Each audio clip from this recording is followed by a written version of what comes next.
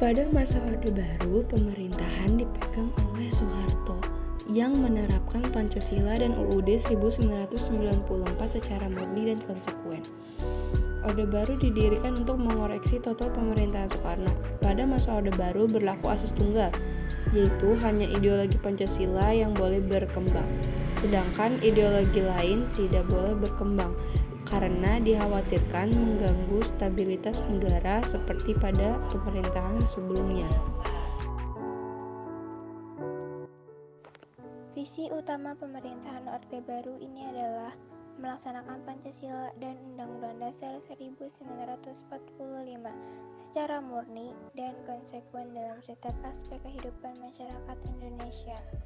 Namun, di era ini tidak ada perbedaan dengan era Soekarno, sebab Soeharto memiliki beberapa legalitas yang membuatnya menjadi penguasa serta menjadi pusat dari perpolitikan dan pemerintahan Indonesia. G30 PKI setelah gerakan 30 September 1965 ditumpas berdasarkan berbagai bukti yang serta berhasil dikumpulkan, Partai Komunis Indonesia dituding sebagai dalangnya. Hal ini memicu kemarahan rakyat, bentrokan fisik antara masyarakat yang setia pada Pancasila dan Undang-Undang Dasar 1945 dengan massa PKI terjadi di Jakarta serta berbagai daerah di seluruh Indonesia. Sementara itu, untuk mengisi kekosongan pimpinan Angkatan Darat pada tanggal 14 Oktober 1965, Panglima Kostrad atau Pangkopkamtib Maijen Soeharto diangkat sebagai Panglima Angkatan Darat. Bersamaan dengan itu dimulai tindakan-tindakan pembersihan terhadap unsur-unsur PKI dan ormasnya.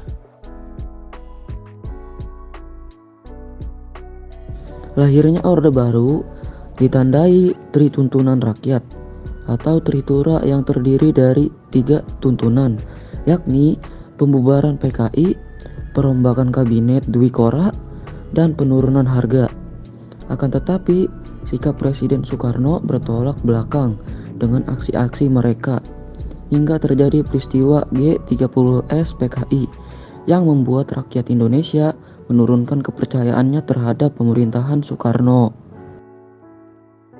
Sistem pemerintahan pada masa Orde Baru adalah presidensial dengan bentuk pemerintahan republik dan Undang-Undang Dasar 1945 sebagai dasar konstitusi yang berlaku.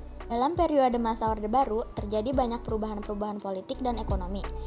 Perekonomian Indonesia berkembang pesat walaupun dibarengi dengan praktik korupsi yang merajalela. Melalui beberapa kebijakannya, politik dan ekonomi negara juga semakin kuat. Namun kondisi ini menurun ketika terjadi krisis moneter pada tahun 1997. Tahun 1997 sampai 1998 merupakan periode Orde Baru yang menjadi masa kelam bagi rakyat Indonesia. Perekonomian yang terjadi melesat langsung mengalami penurunan, disusuli dengan berakhirnya rezim Orde Baru.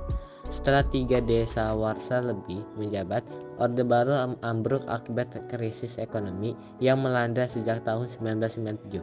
Ditambah besarnya gelombang demonstrasi di berbagai daerah, membuat Presiden Soeharto mundur pada 21 Mei 1998. Masa awal Orde Baru ditandai oleh terjadinya perubahan besar dalam pengimbangan politik di dalam negara dan masyarakat. Sebelumnya pada era Orde Lama kita tahu bahwa pusat kekuasaan ada di tangan Presiden, militer, dan PKI. Namun pada Orde Baru terjadi pergeseran pusat kekuasaan di mana dibagi dalam militer, teknokrat, dan kemudian birokrasi. Namun harapan itu akhirnya menemui ajalnya ketika pada pemilu 1971 Golkar secara mengejutkan memenangi pemilu lebih dari separuh suara dalam pemilu, yang kemudian pada Orde Baru akhirnya tumbang bersamaan dengan tumbangnya Pak Harto atas desakan para mahasiswa di depan gedung DPR, yang akhirnya pada saat itu titik tolak era reformasi lahir. Dan pasca reformasilah demokrasi yang bisa dikatakan demokrasi yang ingin pada saat itu perlahan-lahan mulai tumbuh hingga sekarang ini.